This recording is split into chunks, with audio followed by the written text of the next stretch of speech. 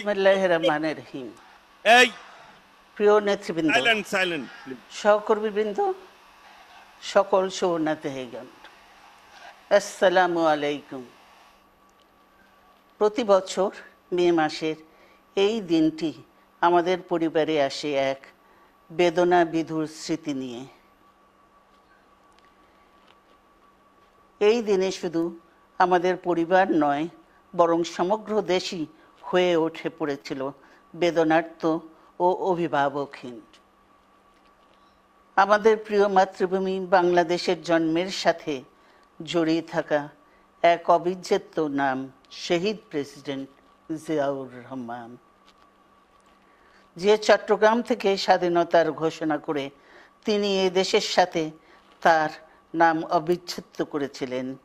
সেই চট্টগ্রামেই এক সফল, সৎ, দূরদর্শী ও প্রকৃত দেশপ্রেমিক প্রেসিডেন্ট হিসেবে নিজের জীবন উৎসর্গ করেছেন।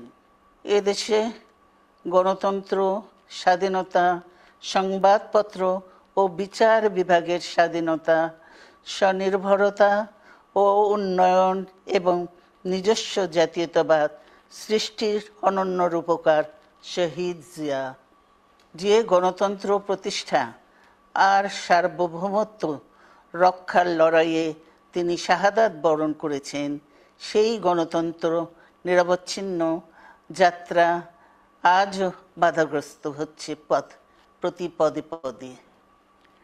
খুব শীঘ্রই আমরা বাংলাদেশকে গণতন্ত্রে পুনঃপ্রতিষ্ঠিত দেখতে পাব। এই হোক শহীদ জিয়ার শাহাদাত বার্ষিকীতে আমাদের অঙ্গীকার। এই লক্ষ্যে সুশৃঙ্খলভাবে এগিয়ে চলার জন্য আমি বিএনপির সকল পর্যায়ের নেতা কর্মী ও দেশবাসীর প্রতি আহ্বান জানাচ্ছি।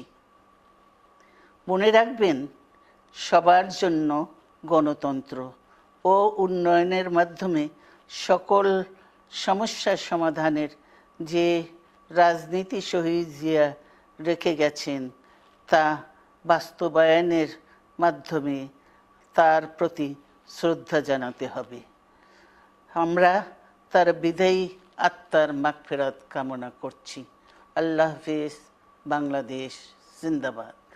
For more updates, follow us on Facebook, subscribe our YouTube channel, get the latest update on www.daily-sun.com.